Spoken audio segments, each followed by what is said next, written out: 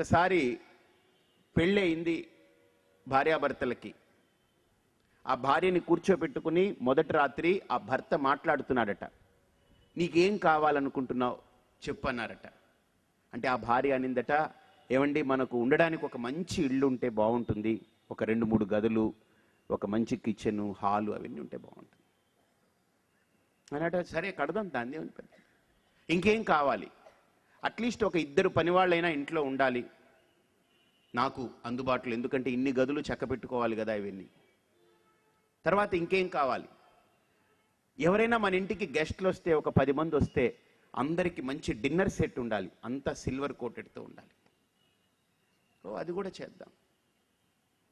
ఎవరు మన ఇంటికి వచ్చినా వాళ్ళకి ఒట్టి చేతులతో పంపకుండా వాళ్ళకి ఏదో ఒక బట్ట పెట్టాలి, కాబట్టి బట్టలు కావాలి. నాకు కూడా బంగారం. ఆవిడ అన్నీ అడిగిందట. మొత్తం చాలా. కారు ఉండాలి, మీకు మిమ్మల్ని డిస్టర్బ్ చేయకూడదు కాబట్టి మీకు ఒక కారు ఉండాలి, నా కార్యక్రమాలు ఉంటాయి కాబట్టి నాకు ఒక కారు ఉండాలి. సో అన్నీ మొత్తం ఆవిడ లిస్ట్ చెప్పింది. ఫస్ట్ డే ఆయన 2వ రోజు నుంచి కనపడట్లేదు. ఆయన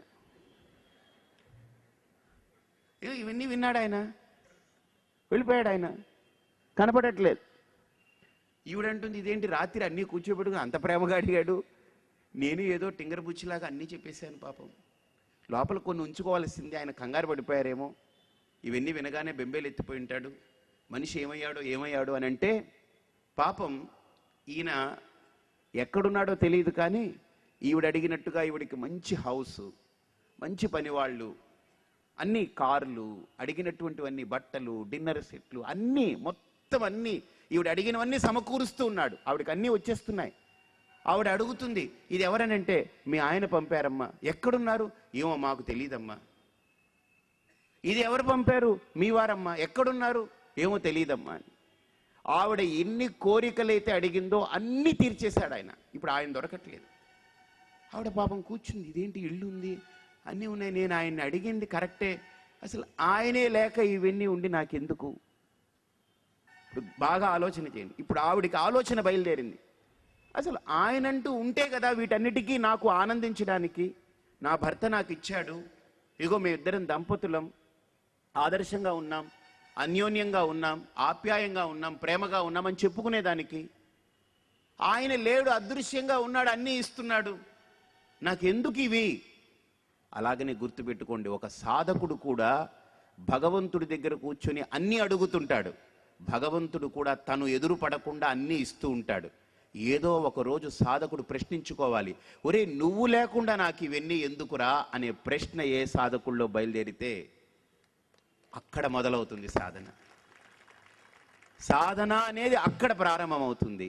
నాకు అన్నీ ఇస్తున్నావు, ఇదిగో ప్రపంచం ఇచ్చావు, జీవితం ఇచ్చావు, భర్తనిచ్చావు, తండ్రినిచ్చావు, కూతుర్నిచ్చావు, తల్లినిచ్చావు, సమాజాన్ని ఇచ్చావు, డబ్బు ఇచ్చావు, అన్నీ ఇస్తున్నావు, అసలు నువ్వు అదృశ్యంగా ఎక్కడున్నావు నాకు తెలియట్లేదు, నాకేం కనపడట్లేదు. కానీ నాకు ఇవన్నీ ఓకే, ఇవన్నీ ఉంటాయి, జీవితంతో పాటు ఇవన్నీ నడుస్తూ ఉంటాయి, మనతో పాటు కదులుతూ ఉంటాయి. కానీ అసలు నువ్వంటూ లేకుండా, నిన్ను నేను చూడకుండా, నిన్ను నేను పొందకుండా, నిన్ను నేను అనుభూతి పొందకుండా, నీ సన్నిధి నాకు లేకుండా, ఇవన్నిటినీ నాకు ఎంతవరకు, how far it is going to create a conducive atmosphere for me. ఎంతవరకు నాకు ఇది ఆనందాన్ని ఇస్తుంది, ఎంతవరకు నాకు ఇది సౌఖ్యాన్ని ఇస్తుంది, నో డౌట్. కానీ నాకు నువ్వు లేని వెలితిని ఈ లోకంలో ఏదీ పూడ్చదు. కానీ అదే భార్యకి ఇప్పుడు భర్త ఫోన్ చేశాడనుకోండి, ఎత్తిందనుకోండి, ఎవరో అనుకుని పాపం ఎత్తింది, కొత్త నెంబర్ ఎత్తగానే ఆయన ఫోన్ చేసి ఆయన హలో అన్నాడు. గొంతు ఎక్కడో విన్న ఫీలింగ్ గుండెల్లో బాగా కదులుతూ ఉంది. వెంటనే ఏమండి అనలేదుగా, ఎవరో మగ గొంతు, ఏమండి అన్నాడంటే మళ్ళీ ప్రాబ్లమ్స్. వెంటనే మాట్లాడుతుంటే ఆయన అన్నాడు, లక్ష్మి బాగున్నావా? మా ఆయనే. ఏమండి ఎక్కడున్నారు? నేను ఒక ఊర్లో ఉన్నానులే, నేను అడిగినవన్నీ పంపాను, నువ్వు చాలా నీకు సంతృప్తిగా ఉందా అంటే, నిజంగా ఆవిడ ఏమంటుంది తెలుసా అండి, ఇంకా కొన్ని మిగిలిపోయావి పంపండి అని అంటే ఆవిడని ఏం చేయాలి చెప్పండి? ఇంకా కొన్ని నా లిస్టులో అప్పుడు మర్చిపోయాను, ఫస్ట్ నైట్ కదా ఎక్కువ చెప్తే బాధపడతారని చెప్పలేదు. ఇంకా కొన్ని ఉన్నాయి లిస్టులో నేను అడగాల్సినవి, మీరేమన్నా అనుకుంటారేమో అని మొహమాట పడ్డాను. ఇప్పుడు ఆల్రెడీ 2 years అయిపోయింది, ఇంకా మొహమాటం ఏముంది, ఇంక కొన్ని ఉన్నాయని చెబితే ఎలా ఉంటుంది ఆ వ్యక్తిత్వం? అది ఎవరు ఎక్స్పెక్ట్ చేయం. మనం ఏమనుకుంటాం తెలుసా అండి? ఏమండి నాకు ఇవేవి వద్దు, నాకు మీరే కావాలి, వచ్చేయండి. ఇవన్నీ వదిలేసి నన్ను రమ్మనమంటే వచ్చేస్తాను, లేదు ఇవన్నీ వదిలేసి మనం ఎక్కడికైనా వెళదామంటే వెళదాం, నాకు మీరు కావాలి. ఎందుకని? నేను అడిగినవన్నీ ఇచ్చిన మీరు నాకు లేకపోతే ఇవన్నీ నాకు సౌఖ్యాన్ని ఇవ్వదు. అలాగనే ఒక భక్తుడు పరమాత్మ దగ్గర నీవే తప్ప ఇతః పరం మెరుగను అన్న స్థాయికి కనుక మత్తః పరతరం నాణ్యత్ కించిదస్తి ధనంజయ మయి సర్వమిదం ప్రోతం సూత్రే మణిగణా ఇవ. ఎందుకు సూక్తం చెప్తుంది? సహస్ర శీర్ష పురుష సహస్రాక్ష సహస్రపాద్.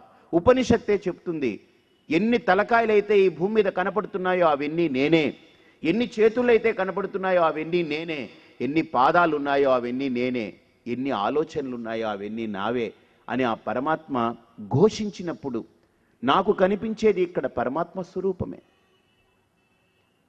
కాబట్టి ఒక భక్తుడు పరమాత్ముడి నుండి కోరుకోవడం అనేటువంటిది బాగా ఆలోచన చేయండి.